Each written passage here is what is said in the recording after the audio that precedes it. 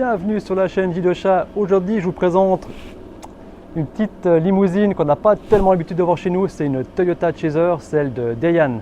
On se voit tout de suite après le petit générique.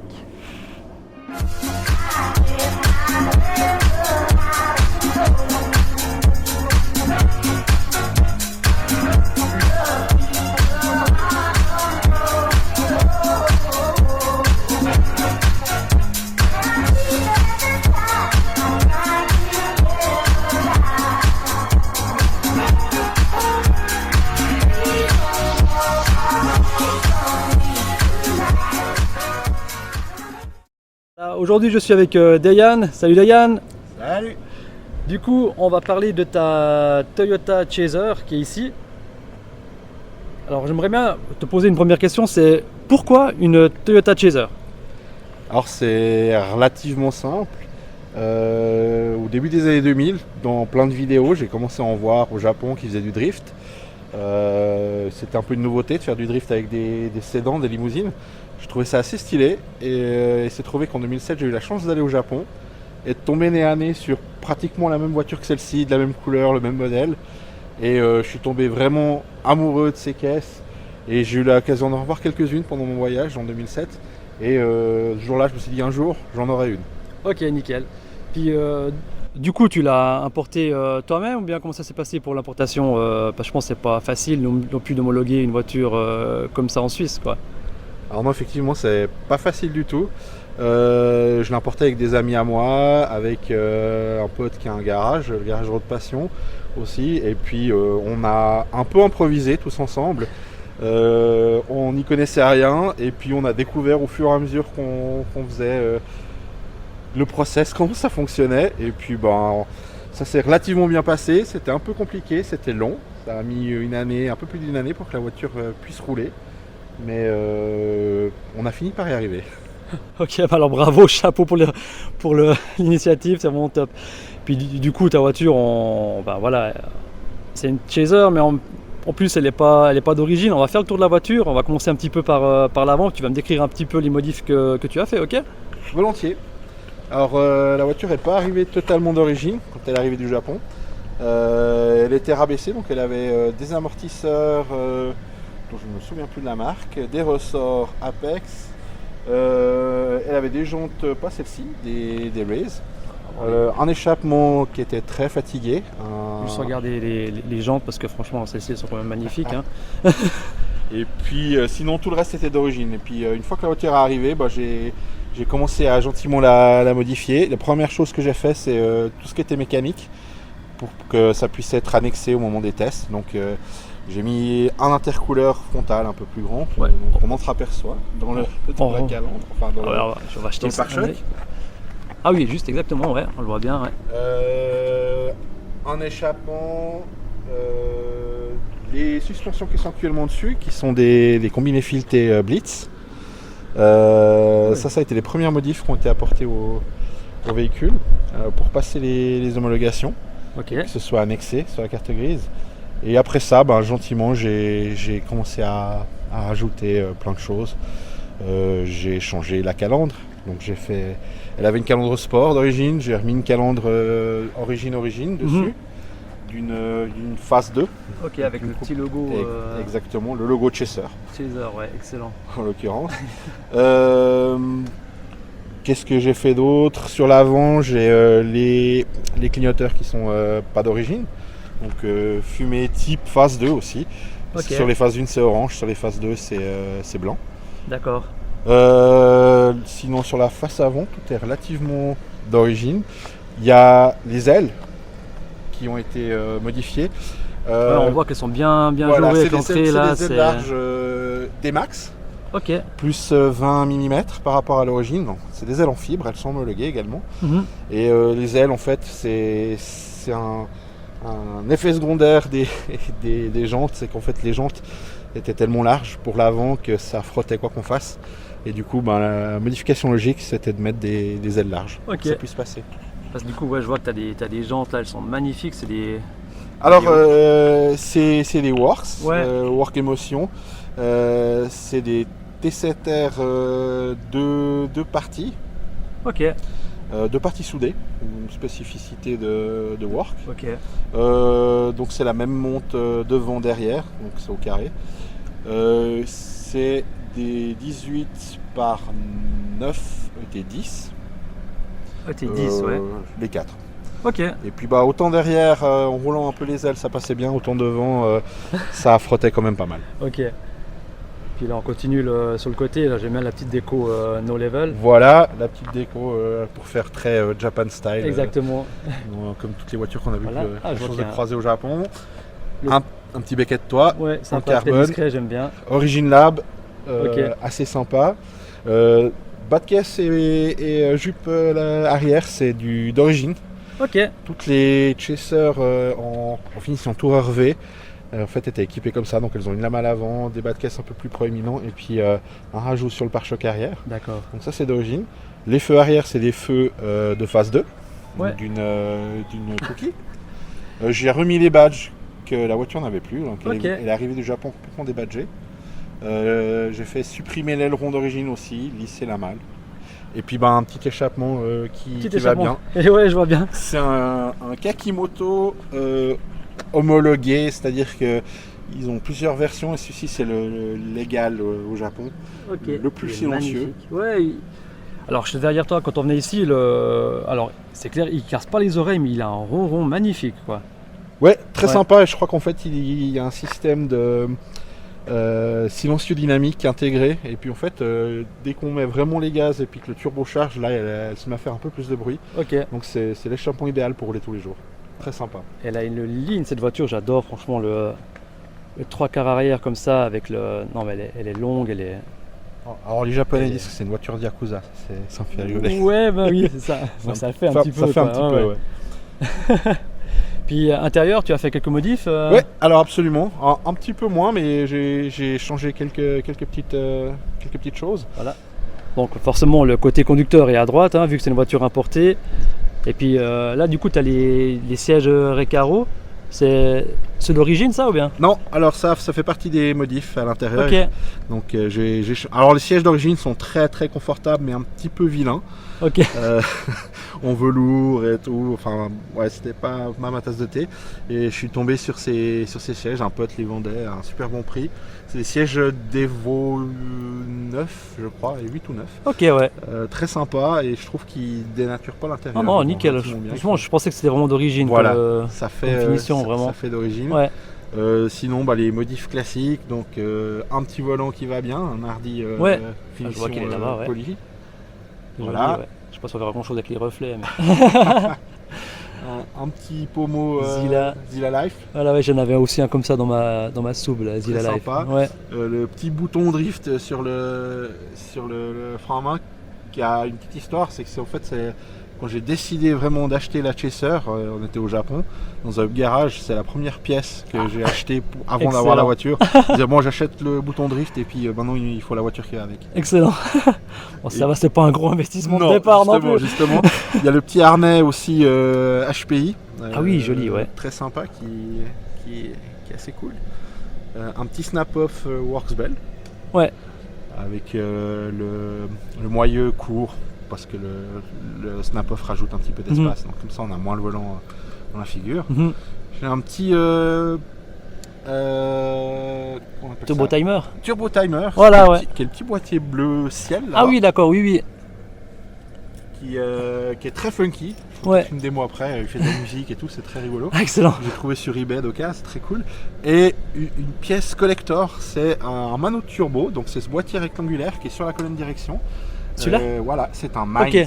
Ah putain. Donc le fameux Ah oui. préparateur très connu pour ceux qui ont joué à Gran Turismo. Oui, oui. Donc c'est une pièce que j'ai trouvée, elle était foutue. J'ai réussi à la réparer. Ah, excellent. Et puis c'est pas très lisible, mais c'est super stylé. Ok, d'accord. Voilà.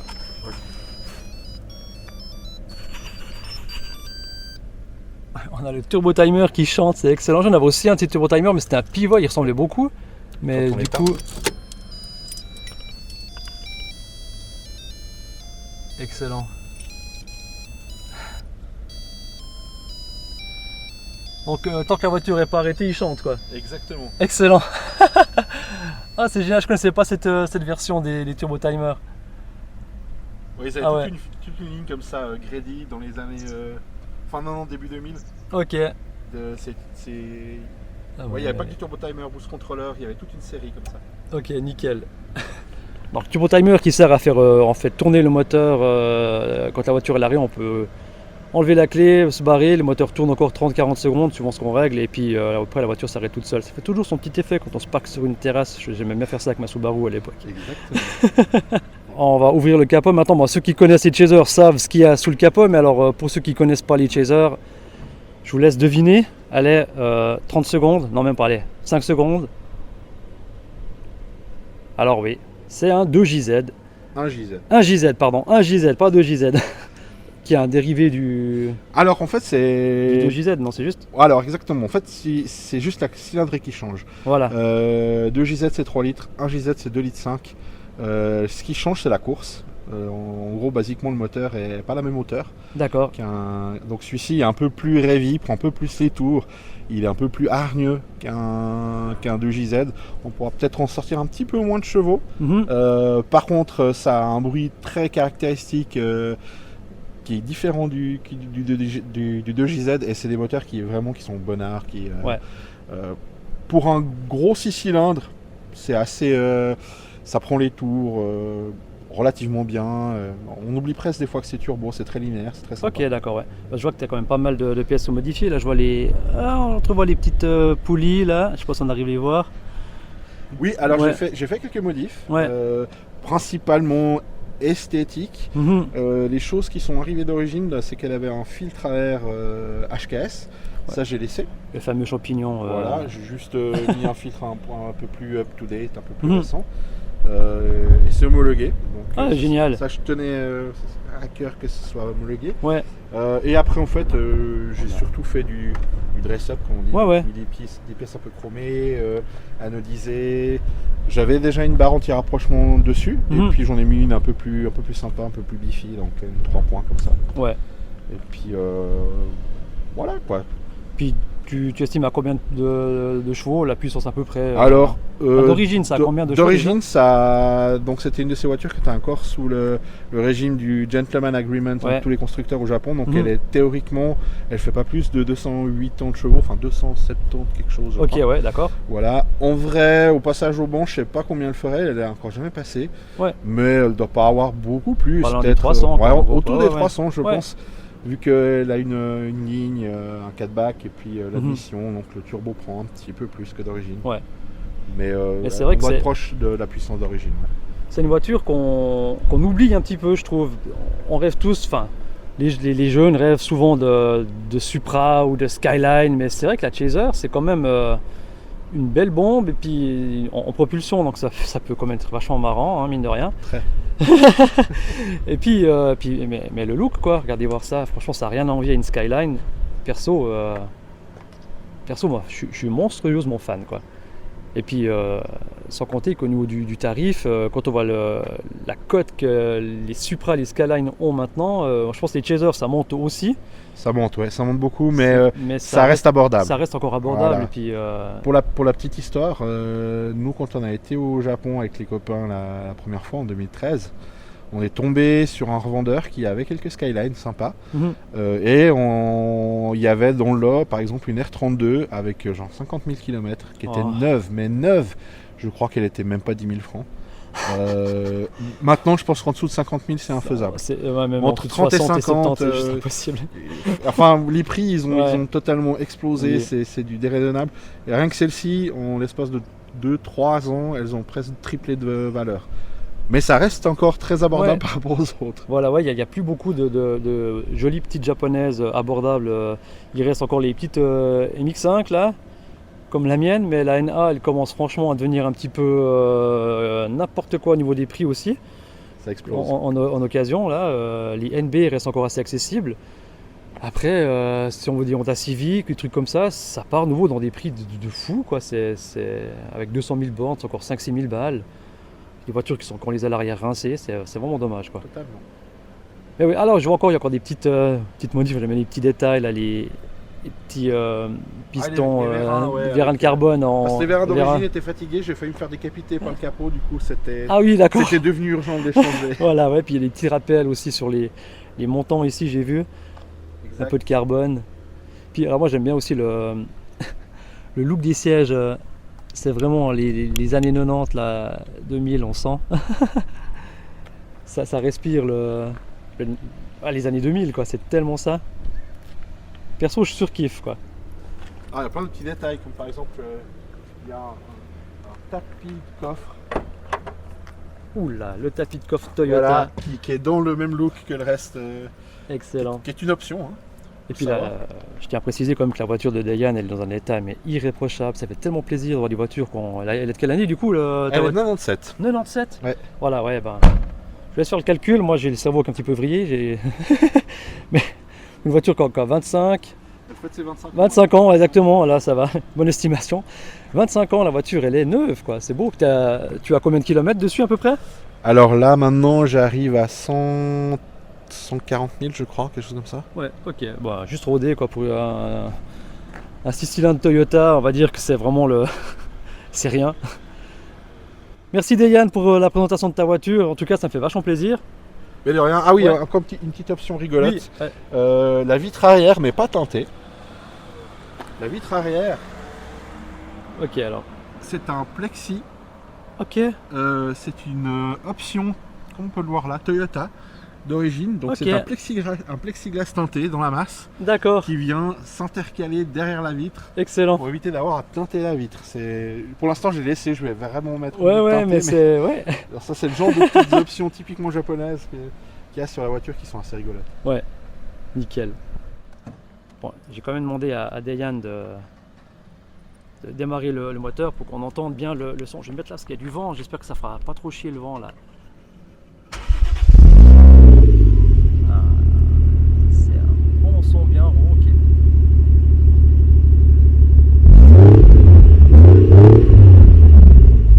Ah, c'est magnifique. Perso là, le One Jay-Z, il flatte les oreilles, hein, ça fait plaisir. Voilà, alors Dan nous a permis de faire un petit tour. Du coup, je suis du côté conducteur, mais non, en fait, je suis passager. Puis on va juste faire un petit tour histoire de se rendre compte de la voiture une fois qu'on est à l'intérieur et tout. Ça fait tout bizarre d'être de ce côté, puis de pas avoir de volant. Ouais, je vous montre.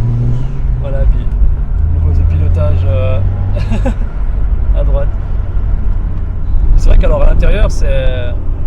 Je trouve que la voiture, elle roule comme une voiture récente. En fait, il n'y a pas de bruit parasite, il n'y a pas de.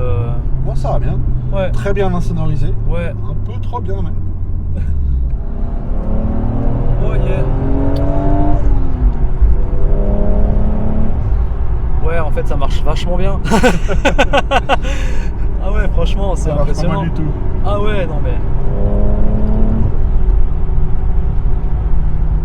Ouais, la reprise, elle est dingue, quoi. Pas mal, hein. Ouais.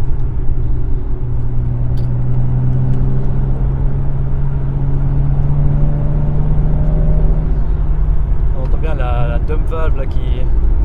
Alors c'est ça d'origine. C'est celle d'origine, sérieux? Ah, excellent, tu étais sûr que tu avais changé.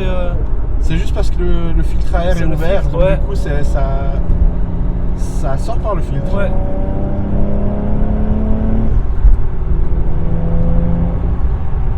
Ah, puis on sent que la voiture elle est sur des rails, c'est incroyable quoi.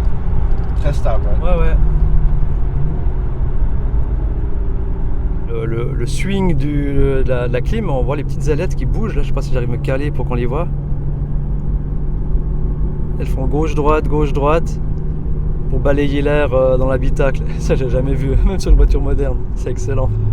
La plupart des voitures un peu typées luxe, chez Voilà, Toyota, ouais. elles étaient équipées de ça. Style Excellent. Crown et compagnie, Ouais. vous avez cette option. Ouais, il y a plein de ces limousines japonaises qu'on n'a pas eu en Europe malheureusement, puis, ou sous l'appellation Lexus avec d'autres finitions, mais c'est vraiment dommage que Toyota ils se sont gardés quand même pas mal de modèles rien que pour le Japon, c'est tristoun. Assez. Ouais.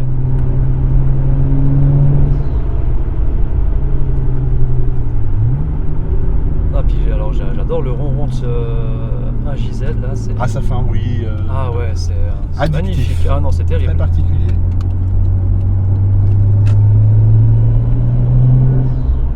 Et puis le... J'adore. Et voilà, on est arrivé au terme de cette vidéo. J'espère que ça vous aura plu. N'hésitez pas à lâcher un bon gros pouce bleu, de partager la vidéo, de la commenter si ça vous plaît, si vous voulez encore d'autres voitures un peu exotiques, exceptionnelles dans ce genre-là. Je remercie Dayan pour le temps qu'il a passé pour qu'on filme sa voiture. C'est bien sympa. Et je vous dis à une prochaine pour une prochaine vidéo. Allez, Jamata!